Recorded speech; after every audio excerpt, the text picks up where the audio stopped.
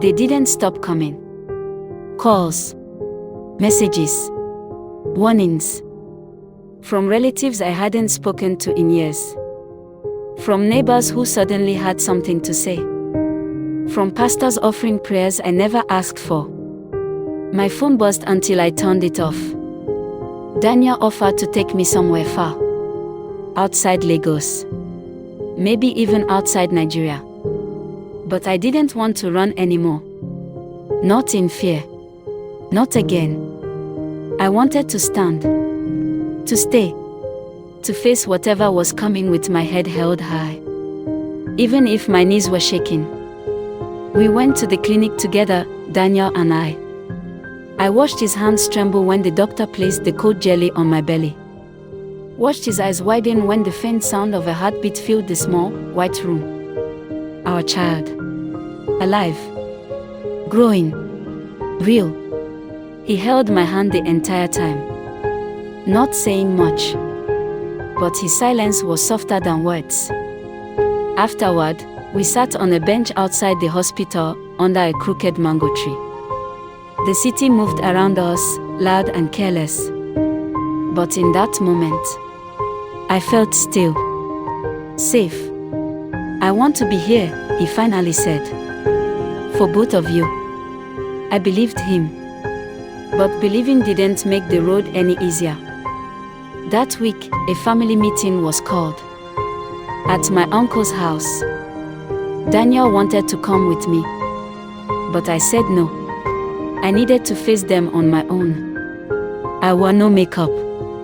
No girly. No jewelry. Just myself. They sat in a circle like judges.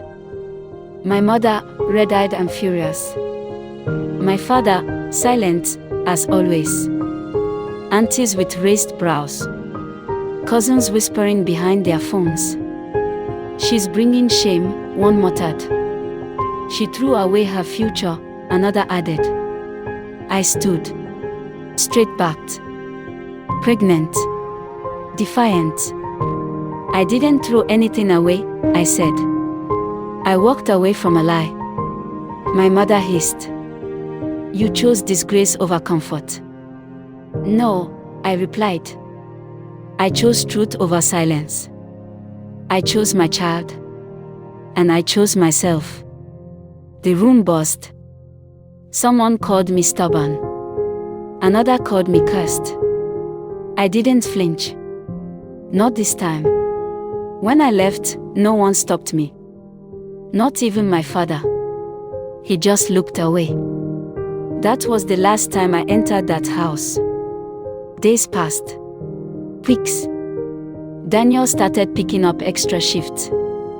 I started journaling everything. The pain. The hope. The late night cravings. The moment I felt like giving up.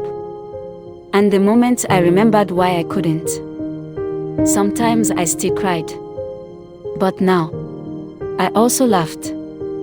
Sometimes I still feared the future. But now, I also reached for it. And one night, as I lay beside Daniel on that thin mattress, our fingers tangled over my growing belly. I whispered, "We'll be okay."